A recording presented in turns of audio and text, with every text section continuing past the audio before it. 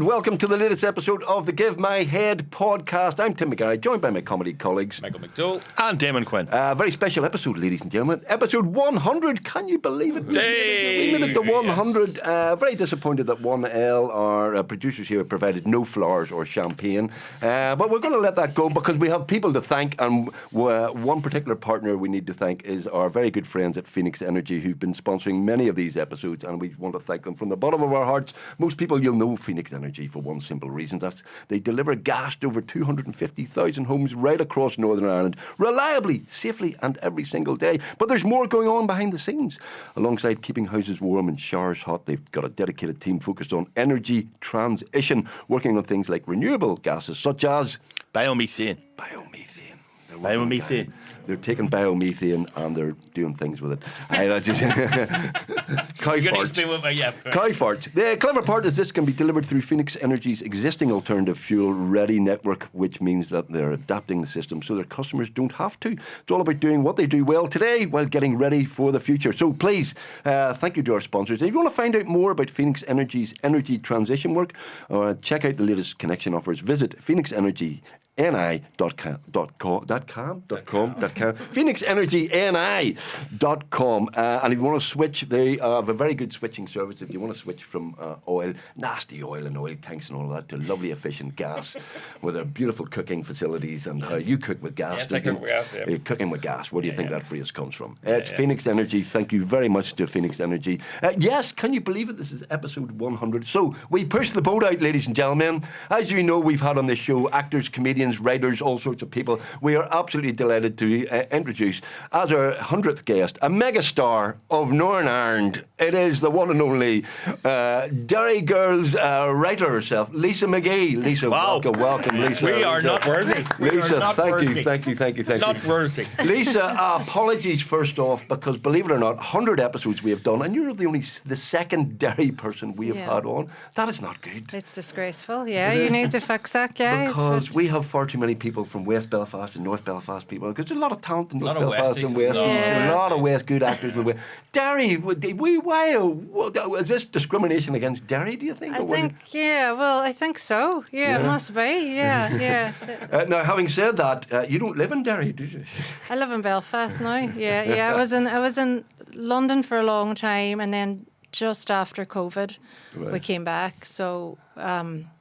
we love it, it's great. You enjoy it? Oh, it's so good. Like, it's just so lovely, and so much of our work, my husband's a screenwriter as well, is here. And there was a point in London where we were like flying back. We were doing 2 different shows and flying back to work in Belfast, and it was like, there's something wrong with this picture. Like, you're supposed to be coming to London for work, but we corrected that now, so we're very happy with it. Well, that's pretty brilliant as well, that London's now coming here to make things like Derry Girls and how to get to heaven from Belfast and all of that. I mean, it's sort of all you see is things filming now, and like, long may it continue. It's brilliant. There's like 3 people gathered in the street and they're making a movie now. We did a sketch in Give My Head piece where, somebody gets robbed and he goes up to a cop on the street. He goes, "I've just been robbed." And he goes, "I'm not a cop. I'm filming Blue Lights. I'm just an actor." Very good. Hope Street. But we admire you. We admire you because you have succeeded in where we have failed. We tried for years, for 20 odd years, to sell Northern Ireland to the English, and we never succeeded. Right. But you did with Derry Girls. And of course, you did London Irish before that. But with Derry Girls, your big hit. You succeeded where we failed, and we are not in any bit jealous. We're not jealous, are we, guys? Are we jealous here? I mean, how did you do it? I mean, what was the? Because we always, maybe it's a generational thing, but we always found, every time we went to see commissioners in London, it was all, you write what you know, where you're from, you're Irish, give me an Irish story. And you would come to me and we'd go, it's a bit Irish, guys. Not sure our audience going to like this. I mean, even like, I remember when Rob C. Nesbitt came out, they seriously were considering putting subtitles over Rob C. Nesbitt. That was seriously, going to happen, except, obviously they got it stopped. So how did you manage to, because we always argued And it's true. We said, look, it doesn't matter what accent you have. No. You know, if it's either funny, or it's not. You know. Yes, completely. And if it's set in a place like Derry, I mean, who would have thought you could sell Derry? You know, to it. But you did. How did you do it? I think maybe what you're saying there about the timing's a lot of luck and timing, you know. And I think when I did London Irish, there was no. Well, there maybe were streamers, but it wasn't a big thing. And by the time Derry Girls came around, we were more used to maybe seeing stuff from lots of different places and seeing stuff not even in the English language and not caring. And I think maybe commissioners got a bit more confident that audiences could wrap their head around it. You know, audiences are so sophisticated and so clever, but there was a bit more faith in it, maybe. But to be really, really honest, I didn't think about it that much. There was no great plan. Like, I always just did the next thing. I knew I wanted to put Northern Irish characters on screen, and the minute I did that with London Irish, obviously I had to set that in London. There was still that element to it. But once I'd done that, I just really loved it, and I really didn't want to go back. You know, I wanted to keep writing about where I come from in some way.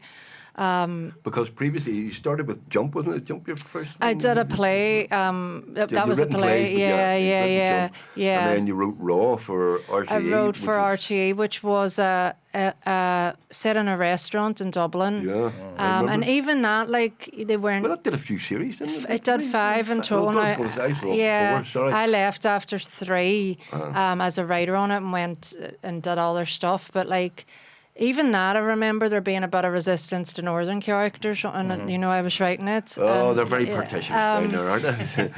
and you know, so you I had the same issues down there as I would have had in London in terms of you can put these. I remember a time when there was actors from the north who would have getting work in the Abbey and the theatres down there, and they would have to pretend they were from the south, right? Wow. Because if they got a whiff they were from the north. Yeah. You know, that was it. Yeah. There is a kind of snobbery, I think, in some.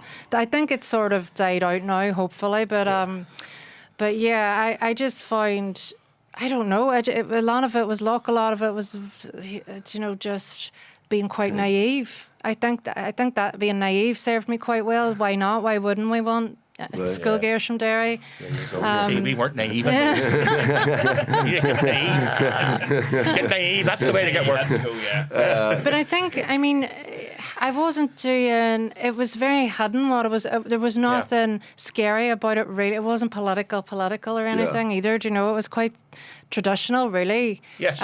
Derry Girls is a really traditional sitcom. Yeah. Much of Derry Girls is like autobiographical. Like you were born in 1980. A lot of it, it is. And it's set in the mid-90s. So yeah. It must have been. I say inspired by, like, obviously, you guys will know you have to take something that inspires you and just push it. You know, like, you know, turn it up to 11 to make it funny, and you're always kind of tweaking it, but it's all sort of based on something I heard or something that happened in my family, do you know, and then I've just gone that, you know, what if question, do you know, helps me a lot, like, and you know, what if instead of this your mum had done that in that situation and how far that could have gone. So yeah, but a lot of the characters are based on. Do you know my favourite line in Derry Girls? It's where they all decide that they're not going to wear their uniforms. They're all going to come in and they're going to be individuals. Yes, yeah. But then the one who says, when she's not wearing a uniform and she's a bit worried, he says, if we're going to be individual, I don't want to be the only one.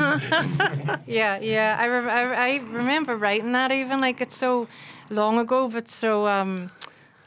Do you know when you come up with a line and you like it and you remember where you were, you know, and it's like so weird. So did Channel 4 commission the scripts first? Did they have the script? Did they commission the idea? These stories are always like so much more boring than what people want to hear. But I'd done London Irish, and they didn't want to do another one of those, and I was gutted. I loved writing that and loved all the people I was working with, but they liked the show. The Channel 4 were brilliant. They liked the show, but it just didn't perform the way they needed it to perform.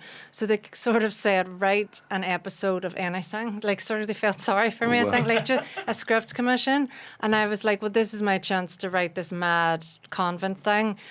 initially they were going to be detectives solving really shite tiny crimes, every week into the background of the troubles. Scooby-Doo. Exactly. Yeah. And then there was sort of too much going on, and my producers, who are brilliant, Liz Lewin and Caroline Letty, said, this is what's happening for an audience actually outside of where you grew up is really interesting and rich, and you don't need to maybe add the extra sort of layers to it, because we don't getting our head around this is going to be fun, So that's kind of, but it wasn't just sort of me going in and banging my fist on the table and saying we will have Northern Irish voices on.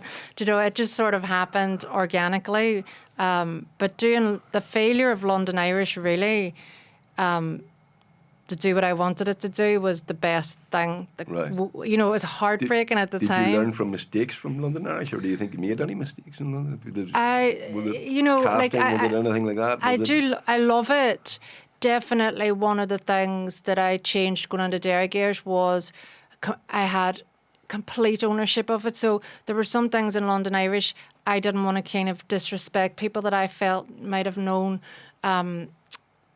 Even like things like design or everything I loved, but it wasn't very, very particular in the way that Derry Girls was. Right. So maybe that was one thing. So you had total control of everything in Derry Girls? Completely. I mean, I could have had in London Irish if I'd have put my foot down too, but I just wasn't. It was my first comedy. Well, I always wrote stuff with funny stuff on it, but I had no real experience. That was my first time being on set all the time. Yeah. So I could have, same people I work with now, I just didn't sort of, I realised I'm going to have to do these things if I want it on screen. I'm the only one who can see it in my head. So that was one thing. And the second thing I think was, which I resisted for a long time, was giving it a wee bit of heart. Yeah. I just wanted it to be funny, And the way London Irish, there's no heart. They're just awful people doing terrible things. And then I just thought, I can't write 16-year-old girls and them not, it's too sentimental and cute that I have to not resist that. And that was a big, that was a great decision, I think, but it was me was against that. But there are people who still talk about those emotions, the Clinton scene and the Good Friday Agreement stuff and the John Hume and all that sort of stuff are real heart. And that would have been the stuff I'd have resisted. And then, it got to the end and I couldn't get enough of that myself then because it was working. And I think I was a bit afraid of it, actually, because I think as a people, our survival instinct is to make fun of what happened. And I was afraid of addressing the fact, myself, even that this is incredibly sad and how that might make me feel and my family feel. And actually, it was very traumatic what happened to us all, And I think I didn't want to feel them feelings. I just wanted to write funny jokes about schoolgirls being messy. And sometimes, you have to sort of, you guys know this better than anyone, but face some uncomfortable stuff to make jokes about it. The other thing is, I also felt like I can't sort of write about this and take the piss out of it and use it for comedy without showing the reality of when it's not just a bomb scare or whatever, So was it the one you? Yeah. Well, it wasn't exactly, but that was the one I really remembered when I was younger, and because I was old enough to understand and.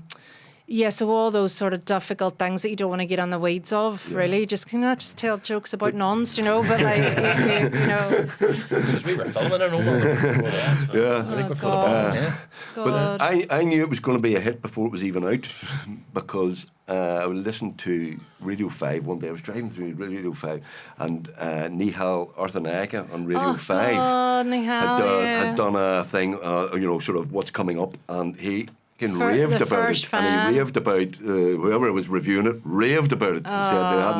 And even there, and as you say, I think the internet helped as well because the internet immediately, as soon as it started, your Twitter and everything. It's all those things, isn't it? Millions of comments and all positive. God, I can't remember the guy's name now, which is awful. But the guy who cut our trailer for Derry Girls, I owe him a lot of drinks because he just made it seem like a fun. Yeah. You were already laughing. They were so chaotic and it was brilliant. And that's another thing. I worked very closely with him on that trailer, which I hadn't done on London Irish. And the trailer for London Irish didn't land as well. So it's like if you're going to do comedy, you have to be prepared. I think to everything, and it's so annoying at times. But you can see the show, and nobody else can. Yeah. You know. Yeah. Yeah. So did you know for a couple of episodes in, this is going to change my career? This is going to change everything? You know, like not before, no, not at all. I was so worried before it, and I thought everybody would be like... Were you crapping yourself? Oh, I always do, but I think I was much more confident about the London Irish. I thought that was a better show, really, and then like funnier. And but then when the first episode of Derry Girls went out, you know, because it was kids and it was really Northern Irish, and I relaxed, you know, because it hit very quickly, and I mean, I relaxed a bit. Then you've got the one because we went out every week. Yeah. It was a weekly thing, not like now, you know. So it was like every week. Then you were worried, oh, this will be the one where everyone decides it's shite, you know. So yeah, it never really went away right up to the end. But I can enjoy it now, looking back. I knew it was going to be a hit was Dickie Glenholmes. Dickie Glenholmes. Location manager, and he said, "I've been working on." I love Dickie. I've been working on Derry great. Girls, and he said this is going to be really big. Oh, did he? He was Dickie brilliant. has a good eye for these things. Yeah, Dickie's our locations manager as well. Yeah. He's so brilliant, you know, and he's so talented, and he can really see the tone of the thing you're trying to do as well. Yeah, loved working with him. But it's interesting that you're talking about Dickie Glenholm, the location manager, but it takes so many bits to come together for it to be right. And one bit is wrong. It's all wrong. And you know, the other thing about that is, I know everyone says it, but the crews here, if you're making something about here, they're really on your side. They really very want much so. You know, I mean, and we it's knew so that good. Give my headpiece. I mean, we always knew if the crew were laughing. Yes, yeah. We were. And We were. they want their stories told as well, you know, and they come up and they say, oh, that happened to my mum, or my, you know, and it's like so lovely. Yeah. Also, so wouldn't very be afraid lucky. to tell you if it's a bit shite. Oh my God, no, completely. Coming from here, you know, because they can't. The level of the talent, like you work with people from other places then as part of your team, and they're so kind of amazed at how brilliant the crews are, and like, you know, so we're very lucky. So it's my vision, I guess I'm saying, but it's a lot of people being brilliant at, you know, at their jobs that makes when something's good. That's what's happening, I think. Did you do everything, casting of everybody and all that? Well, you made some superb decisions. Well, there were not just me. Like there were like the director and the producers and our casting directors, but we're all on it together. It took so long. It just takes so long, but you want it to be right. Yeah. And obviously the girls won. Kevin McAleer, I'm sorry, is a hero of mine. Yeah, he's so I don't know he great. wasn't, but what a job he did. You know, just a joy, and like actually probably. Did you know his stand up before? I presume. Oh yeah. Like my mum and dad would have been big fans, and from when he used to do like the RTE stuff, you know, and the pieces of the camera. Like during the World Cup, I think, is when I would have been a kid and remembered him. But so I loved him, and it was Caroline Letty, the producer's idea, actually. The minute I handed on Uncle Colin, she was like, well, clearly that was written for Kevin McAleer. It wasn't, like, and I was like, oh my God, but that makes total sense now. And then, you know, we didn't even know if he'd want to do it because we didn't know. Sometimes stand-ups don't want to act. So he was brilliant, but he's the only one I would say that made everyone very unprofessional. Like, it's, you know, like no one's laughing really because he's so boring. But when you're doing it 100 times, but Kevin, everyone. Yeah. Because I think he made the other comedians laugh. So like when Tommy Tiernan went or Ardal O'Hanlon started laughing, everybody, it just all hell broke loose because everybody was like, well, you know, how can we not laugh if these guys have gone, like, so. Did you have any, like, inspiration for your comedy? I mean, would they be sitting in this room or anything? Of course, yeah. I was actually thinking about this on the way here, and I'm going to get the name of the first TV thing wrong, but the 4 ceasefires. 2 ceasefires. 2 ceasefires in a wedding. That's is the one I really remember, like, being huge and people talking about in school, and that must have been then after, obviously, 4 weddings. It must have been like 94. It was 95. 95, yeah. 95. So I really, really remember that, and you had it like a sketch show too, didn't you? At the yeah, Dry Your Eyes. yeah, and I remember that, and yeah, so yeah, of course. I think that's the end of the podcast. We inspired Lisa McGee. That'll do for us. That's official. 100th episode. But you must have been funny in school and stuff. Were you one of the class clowns, or were you writing stuff down, or were you in the background? I'm not like a stuff down, funny person. Like, and you'd be like regretting inviting me on the podcast. Like when someone says that on an interview, but like, I really am not funny as a person. Like, I know what funny is. Yeah.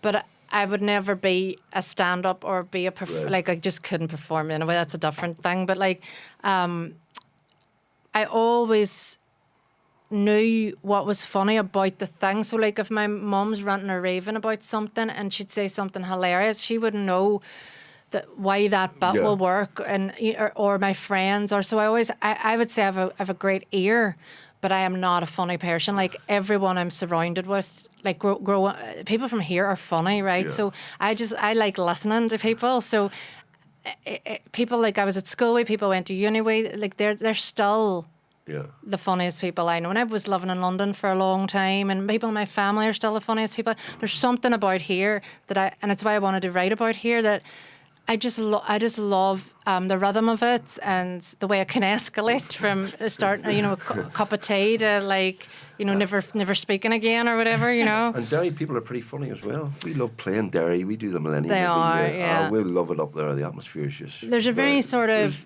surreal element to the Derry sense of humour as well. It can take a turn. There's a bit of an independent republic vibe up there as well, which is, I know we make jokes about them, complaining all the time, but there's a bit of a kind of... completely. My favourite thing about Derry, the pubs. The pubs. What's your favourite? They're far better than the ones in Belfast. Yeah, I mean, I do like the pubs in Derry. I love Badgers. Yeah. Is this because they have a large mural of your cast I loved it. I loved it before then because it was Yes. so close to the Millennium. Yeah. And if you were... Anchor.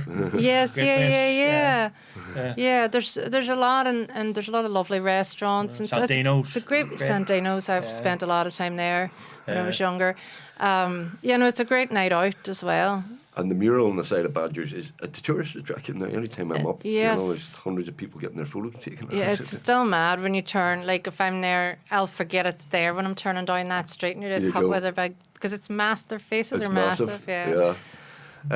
Derry Girls went. Huge, Britain and Ireland, but global, isn't it? And it's Americans love it. It took a wee while. It took obviously until the Netflix thing. So it sort of had two hits really. It had the UK thing, and then Netflix acquired it, and we were like, well, that'll be nice, some people see it, and then it was just like a year later we were getting we were getting the second wave of people discovering it, and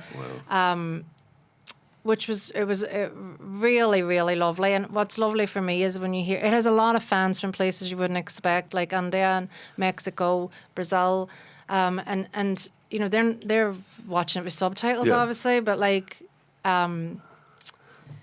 it's those universal things. Yeah, it's universal, and your characters all have a likability. Even Ian McElhenney, grumpy old figure that he is, yes, completely. Likeable. And a lot of people from those places talk about the mum, talk about Tara Lynn. Those matriarchs are very universal, where you're just like so terrified of your mum. So all that and everybody knows school and everybody's experienced school and all that. Yeah. So and female friendship, people, women love seeing that it's very underserved, like so. All that. The anti-English discrimination is awful. Poor wee fella, that's disgusting. There's no need for that. But they love him. That's how they show love. Yeah, I know. Yes, at the end and all. He's a Derry girl. It's very emotional. Very emotional. I have a bone to pick with you, which is that I've never been asked to be in any of your shows. Sorry. But B, my cousin is an extra. Right. I was in Derry Girls and then spent about a month. It sounded she felt like I'm dressed as a Dolly Parton. No way. She's dressed as Dolly Parton in How to Get to Heaven from Belfast. Up in, is it Carnlough you were filming? Yes. She said she spent ages dressed as wow. They were fantastic. my cousin Siobhan. So she said to say hello. Oh, they were fantastic. That was one of my favourite times. I think she would, spent half her life talking to Ardal O'Hanlon. Oh, yeah, because that would have been his word. Yeah. in Don't worry, the we show. don't even want him on our show. So don't worry about it. Don't, you know. But she loved it and said the experience was great as well. That was crazy, yeah. yeah. It was lovely having a load of dollies in one room. It was, Yes. yeah, it was great in Ardal. Yeah, those are my favourite times on that show, filming in that pub. Right. It was a really nice place to shoot, and I don't like being outside. I write all these things that are like road trips and stuff, and then I'm like, why on never again? This is what I'm talking to you about, maybe a studio sitcom, because Yeah. it seems we did bits in the studio for How to Get to Heaven. I was like, I could get used to this. Like, there's just coffee there. Controlled environment. Yeah, because we'd be like up mountains and all, and it's So would like you never do like an Alfred Hitchcock and put yourself into one wee scene? I swear to God, I tried, and Derry Girls, they were saying, you have to like. Put yourself in. I can't walk from here to there and be believable as a human. Like, I swear, it's just like, it's sort of remarkable how bad I am. And when we were doing How to Get to Heaven, we were doing press, I think, in Dublin, and one TikToker wanted to do like a sketch with the gears being themselves, and then I could hear them talking and planning it, and they kept saying my name, and I was like, sorry, are you expecting me to be on this? And they were like, no, but you'll be yourself, you're not acting. And it was like, I tried to tell them I can't do that. The producer Leslie and tried to tell them I can't do that because she knows my ears, and it was so bad, like that now when you watch the sketch, it's like one millisecond reaction for me because they had to cut everything, and I think I just had to say one line as myself. So no, I would have just ruined we it. interviewed Roisin Gallagher on this very show. I heard who was that. you? Yes. Oh, she's brilliant. Roughly you, wasn't she, Yeah. in How to Get to Heaven? She's a better she- version of me than me, but yeah, she's so good. She's so brilliant. Yeah, such a lovely person too. Yeah. So down to earth, so talented, and so just grounded. Yes, and horribly yeah, talented. Yeah, Very depressing. Yeah, it is. Yeah. It's annoying. No, she's absolutely brilliant. So what are you at now? We've done How to Get to Heaven from Belfast. I'm doing a new show that I'm not really supposed to say anything about. It's a comedy, and it's set here as well. We're writing that at the minute. Hopefully, film it next summer. I don't know, but that's what I'm doing. And I am doing something set in Wildwood, New Jersey. Then that was announced yesterday. About a group of Irish kids in the year 2000 that go over to spend a summer in Wildwood.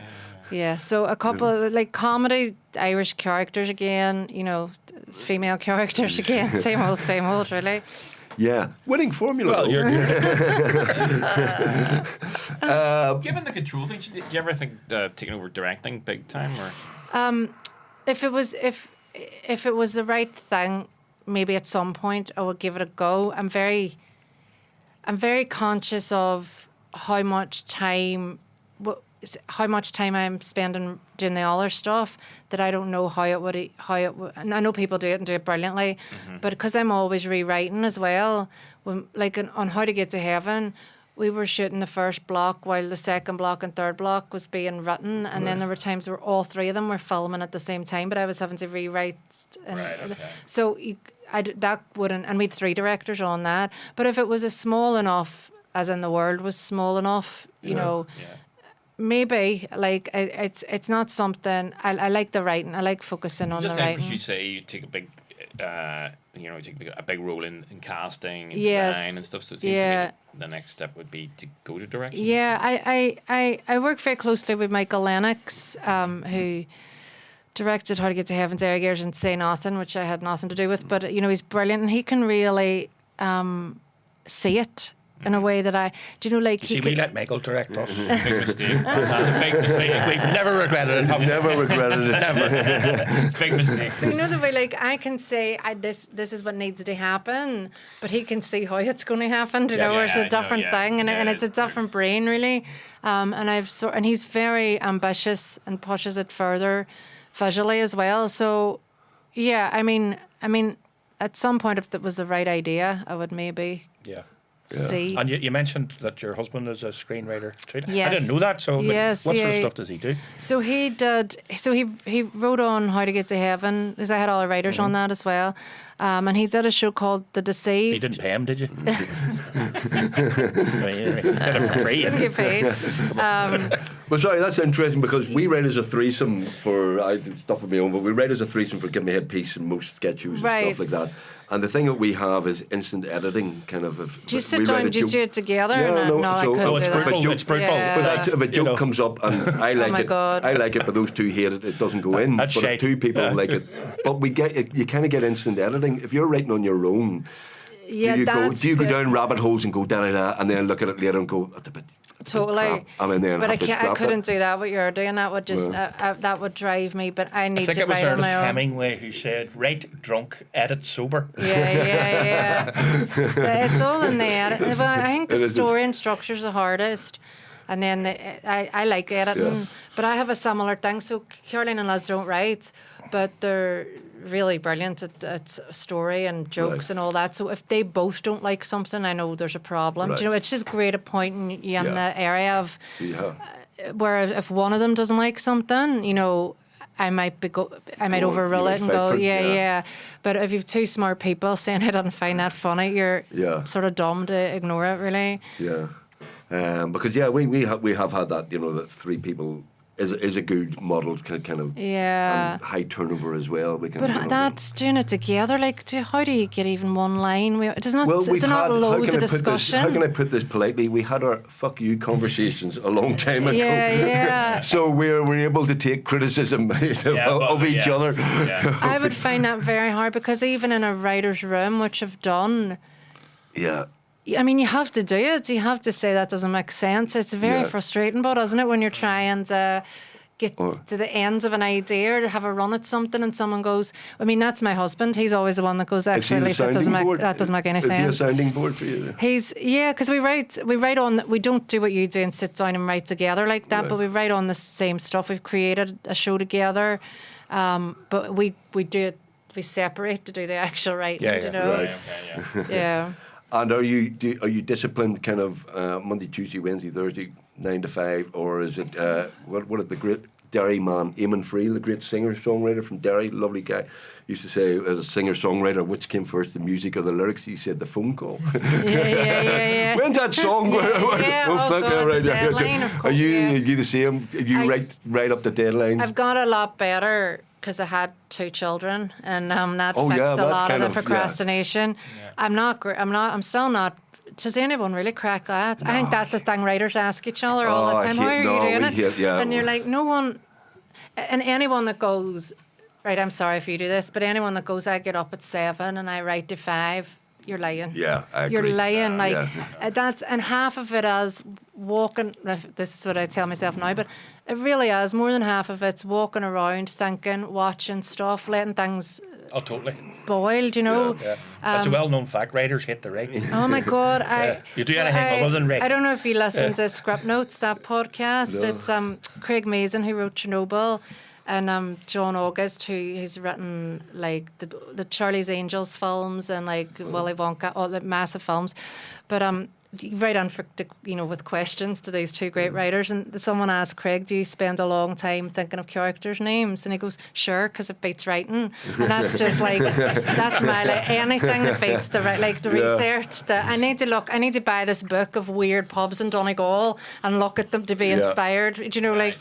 but you have to start writing at some point, and it's so painful. And what gives me, maybe it's not a great sign about me, but what gives me sort of joy is that everybody finds it painful. I've Yeah. never met one writer that, Oh, no, that I like that's gone, I find it easy. We sit in an attic in our agent's office, and if we have a show in a few weeks, we'll spend the first at least a week chatting about what an arsehole Donald Trump is. Yeah. How well Cliftonville. Why did Hitler invade Russia? Why did Hitler invade Russia? It's a thing, yeah. You know, why did he do that? Well, think about it tomorrow. Hang on, I have a vague idea, and we'd kind of go, vague idea, and we'd chat. That doesn't really work. I mean, I don't know how you.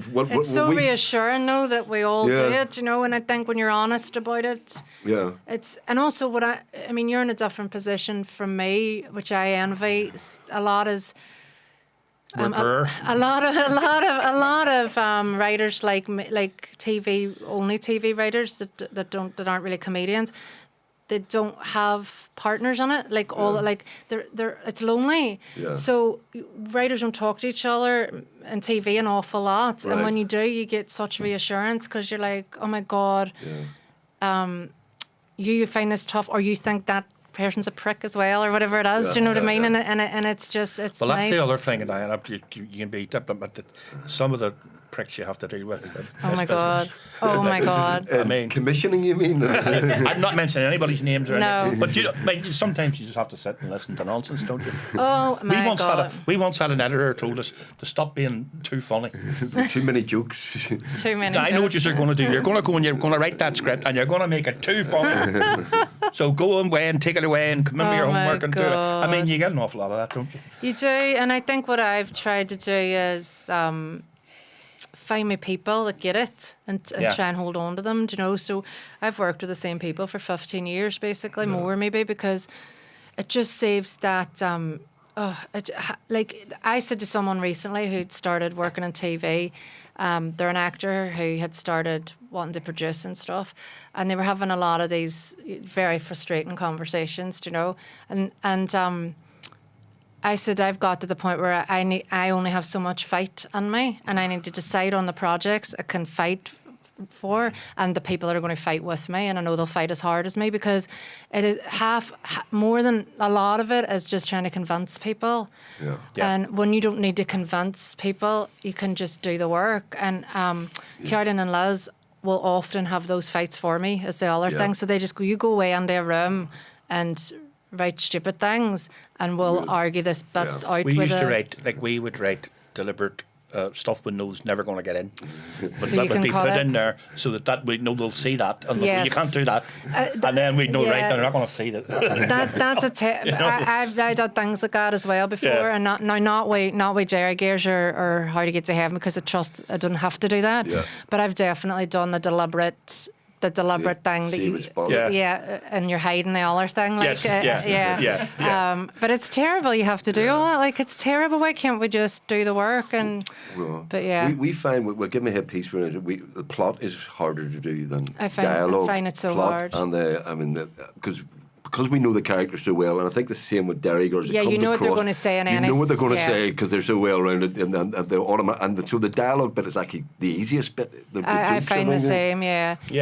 But I think the character building takes a really long time. But once you have it, it's worth getting there, because you can throw your guys anywhere, any and you situation. know what's going to happen. How they're going to react.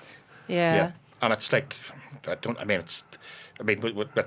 a plot and a subplot, really, isn't it? For It's say so hard. you're filming half an hour. Yeah. You know, It's a lot of or even story and yeah. plotting and structuring, and you know, Derry Girls would have used the A plot, B plot. I'm going to get nerdy probably, but then around that, like the story of the country or whatever's going on, which is a lighter touch, but it still needed to, And an arc and all that. and everything needs to cross over, and you're just like, every time when I sit down to write a new one, I'm like, why am I?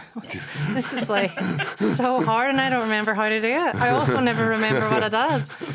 But it's really satisfying when you get it working. Yeah. Do you know? But yeah, it's hard. It's hard, and I agree. I find this when people go, you know, the jokes are. If everything else is right, the jokes will come. Yeah. All the structure, story, plot, character. If all that's right, the jokes will just happen. I think. Yeah. And you know, because we get people send us scripts and stuff like that, and it's always very difficult because you don't want to. And very often you don't want to read it because you don't want to be accused of stealing it. 10 years later. Yeah. But you can always tell when somebody sends you a script that they're a good writer because it's the dialogue. The dialogue, yeah. The dialogue And is that's what real. you can't teach. Yeah. I think you cannot teach that, and it's it's what really draws you in. You see the character. and Completely. It's natural and it looks right. Yeah, and it's such a gift, that a good dialogue writer. But I do think it as a gift. I think people have that, and then you have to learn all the other the craftsmanship stuff that just takes experience, you know. And I still struggle with that a bit, where I'm just like, why can this not be easy? Now I've been doing it years, for God's sake. But yeah. Same. Every year we do a stage show, and every year I go, It's so hard. This is going to be no good. This is I know, going to be how, no good. how have we not learned how to do it? Yeah. Well, Roald Dahl used to go to his shed and write for 3 hours, and that was it. He said, 3 that's hours. it. He said, right, no, Yeah. he hated the discipline. He said, no, I'm going down to the shed at 9 o'clock and I finish at 12, and that's it. No matter For the what I day. write. And whatever, don't care what I write. Do you get a lot of big Christmas presents from people in Derry Girls going, you made me a superstar? There's some of them have I gone. wish. I wish. It has been remarkable, you know. It's kinda- mad. It has It's done so so mad. well for people in Yeah, careers. And that must be very satisfying. You know? It is, and you know they're all really brilliant on it. You Yeah, know, really there's yeah. not a weak link in it, and there's sorry, this is a compliment, by the way. There's not a weak link in it. There's not a bad episode in Oh, 3 thank you. series, which is genuine because Yeah. we've done a few episodes that are a bit more. You said Well, we've done 100, but loads, so there's a couple yeah. that you go, yeah, I'm not terrible. But there isn't a weak episode of Derry Girls. I think it just all we got so lucky with that cast. It all just came together at the right time, and those girls particularly, they were quite comfortable being big comic performers, Yeah. which sometimes female actors don't get the chance to do. This with the stuff that the young men are doing. Yeah, They yeah. were really happy to look really ridiculous and stupid and very physical performers as well, which isn't really on the Yeah. page, you know. So Yeah.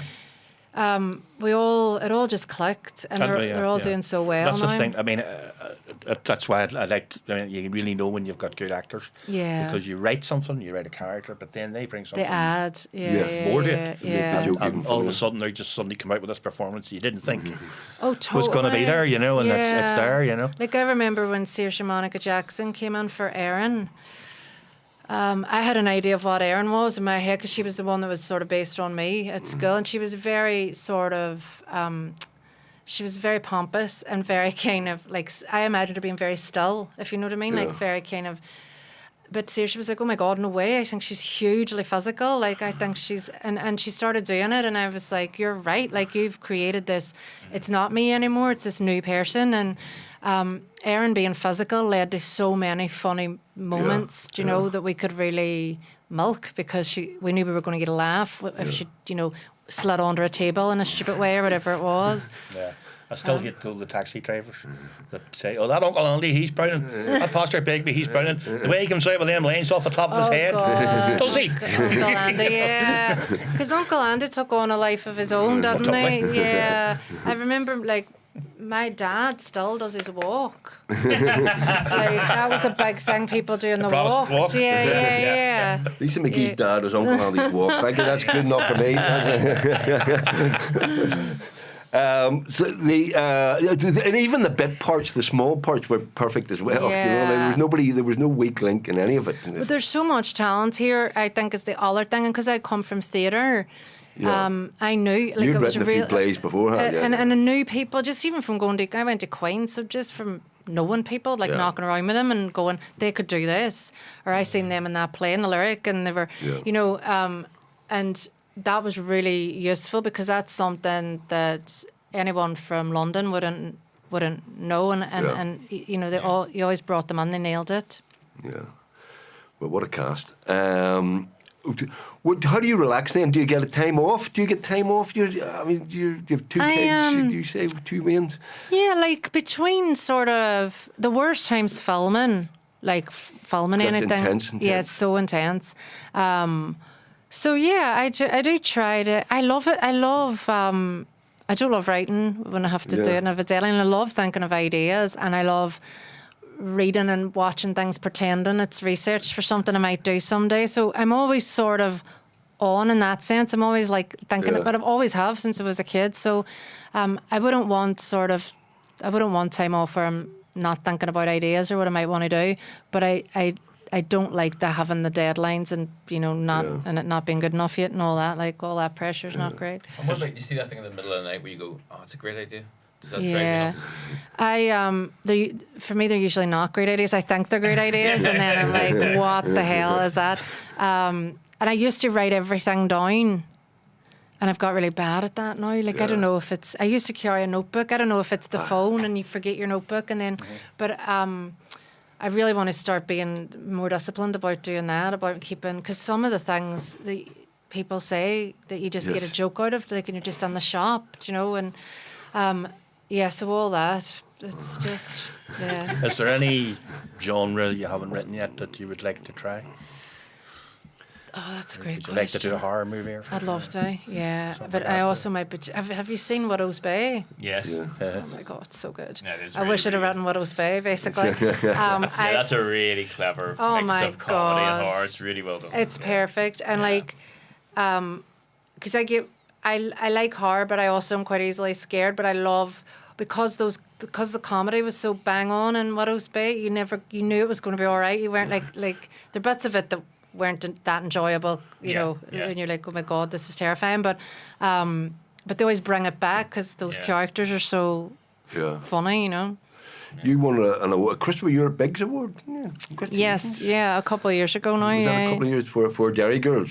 it was for like it was kind of like promoting peace, I guess, and through work, it could have been like any form of cultural work, like literature, or, you know. Christopher Ewart Biggs, was he the He was the British. ambassador? He was the British ambassador. who Was murdered by the 1976, IRA. and his wife worked for peace for years Foundation, afterwards, yeah. and they have a special award, arts award, for people who've written things that contribute to reconciliation. Yeah, peace and reconciliation. Yeah, so that was really lovely and surprising. You know, things like that are always like. Yeah. Because it really, really wasn't the intention to do Did you anything get like any bad publicity, political kickback? Was there anybody going, Do you why is know, this the not only called, thing why is this ever- not called Londonderry Girls? Not really, or no. why is And this- like obviously you were the only thing, and I love it, is we had a line in it where one of the characters, Orla, said that Protestants don't like ABBA, and the Orange Order said that they love ABBA. Like that's not true, and I just love that. And we'd done so many things. Like we had a whole episode about the march. Yeah, they're stuck in the car and And I during love the that that march. was only, you know, pushback we got. And so I had to sort of say, you know, that wasn't my view, that was the view of the character, you know. I have to tell you this story, and it's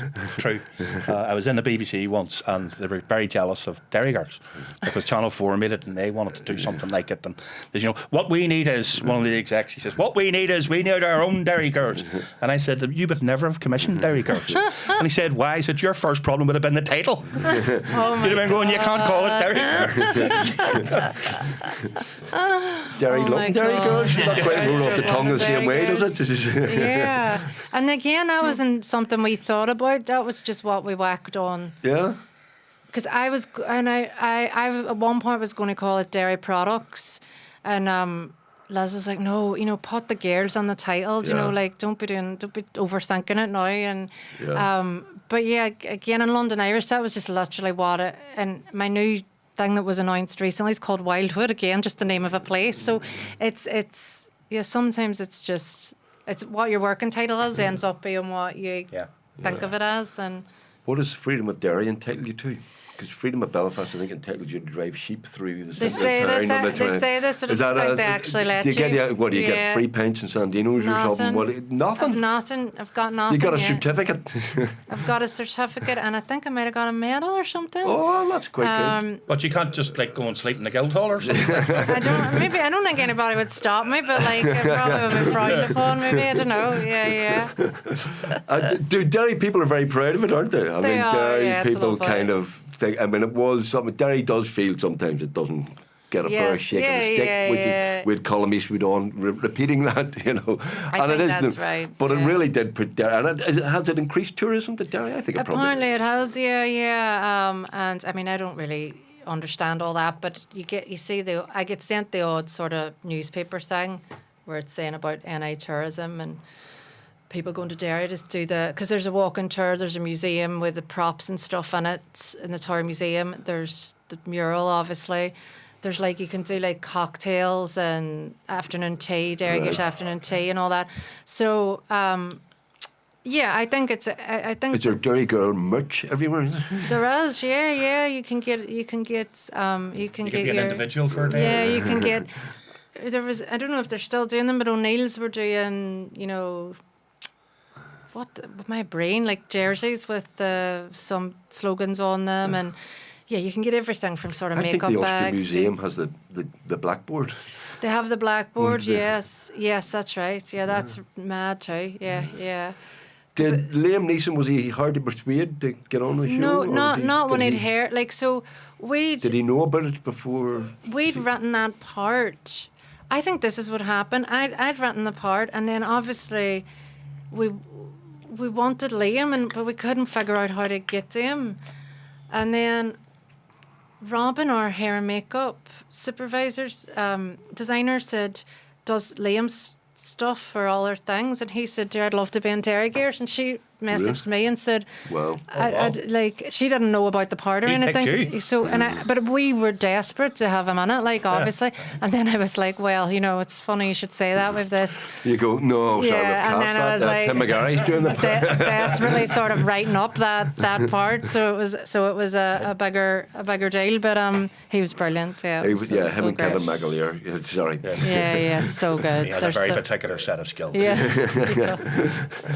Is that? Do you have a favourite episode under of all the 18? Or? Yeah, it'll be the last one, the agreement. I love that. I love the ending, and really that's a lot of why I love that is seeing the archive footage of real people, and so nothing to do with my writing really. It's just being able to include that and the power of what ordinary people went through, you know, and to be able to include that in a comedy about school years, you know, it was lovely. It is. It's very emotional.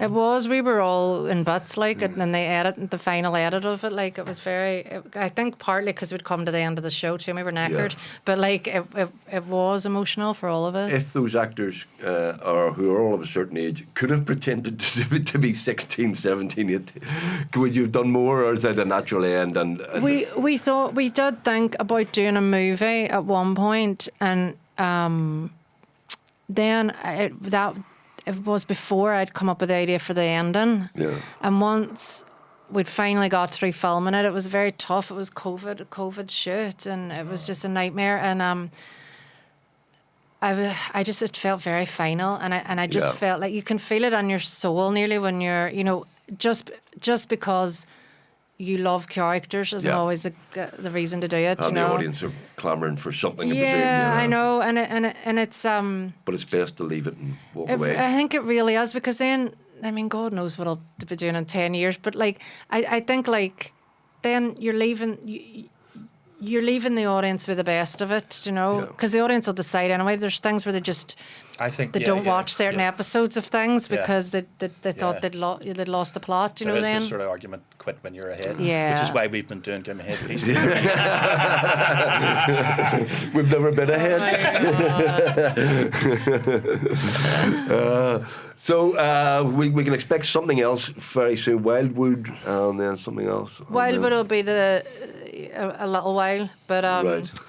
the next thing I'm working on now, hopefully I'll be able to talk about it soon, because you just sound like so like boring and nobody Well, we cares look forward to anyway. hearing about it.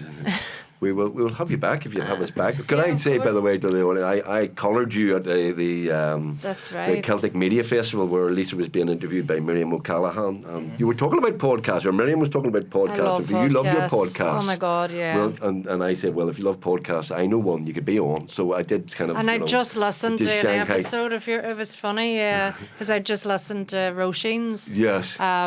So And she was great, wasn't She was she? great. Yeah. She was so good. So you've only another 99 episodes to listen to now. Yeah. I was Who can we listening to recommend? another one. We have I was listening to politicians. Vittorio Angeloni. Yeah, he's very I was good. listening to that. No, but I will spin through them because I do love a podcast. Like, it's just so good. You know, there's a Derry Girls podcast, isn't there? Yes, there was. Who organised that? That was So that's like Mary Louise Muir. Oh yes, I met and, Mary Louise up there recently, up in Derry. Yes, and her and two friends of hers who they've been friends since they worked in Radio Foyle, and they it's called Talking Derry Girls. They go break down every episode, but then they ran out of episodes, so they started just talking about stuff about Derry, which was really, really funny. Do you miss Derry? Did you enjoy growing up in Derry? Did you? Like Derry? I've obviously like very Family all fond still up memories. there? Yeah, and all my friends as well. But it's like, I just find like you get nothing done, and not because of the show, like just because of Belfast is no joke either with the amount of people chat. See, because Yeah. I was in London for a long time, I got used to being able to walk down the street without someone talking to you, and it's like now you forget if you go for your lunch on the Lisburn Road or something, like you're going to meet. Dude, 15 sorry, I was going people. to ask what sort of level of recognition do you get from the punters if you it's- go into the centre of town? Will It 10 people stop it you? totally just depends. Like you could get a day where you happen to meet a couple of Right. Derry Girls fans, but they have to be fans to know To me. know Yeah, what the liberator but if looks they've like. seen the show, it would be mostly the Girls were tortured for a while. Yeah, I was like, gonna say, Yeah, yeah. Jamie Lee was still living in Derry when it was out. Right. So yeah, She probably they couldn't and leave when the you're house. along with them. Like when it was out and you were along with them, Yeah. even in London, it was Do you hard. like Derry songs? Derry songs? Yeah, do you like songs about Derry? Which one? Like the Derry Air or Yes. Do you like that sort of... Or, Danny Boy. Yeah. Yeah.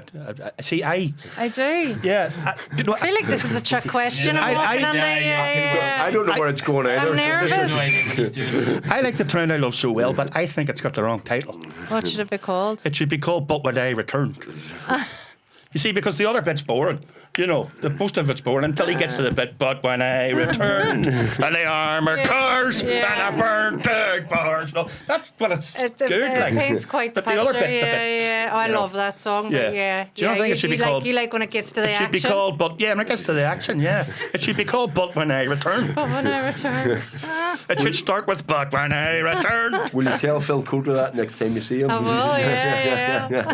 But you don't get recognised. I was out with Ian McElhenney recently. He's tortured as well. And Yes. he gets- Well, he'd be recognised from a lot of things. Well, he He's is, a Game yeah. of Thrones actor, like, I know. and But and he's no, so but, famous here. Every time I go out with him, it's all grandpa stuff. Oh, It's really? all it That's is. so Yeah, funny. genuinely. Because I Yeah. remember when we were telling Channel 4 about him, like he's the sort of actor that once they've seen him, they'll know Did who they he not? Did they not? All right. Did they not? But know? like we'd know his name, you know, we would have all known it by name, of course, like who Ian is. But then when they see his face, they're like, "Oh yeah, I know that guy," because he's been in.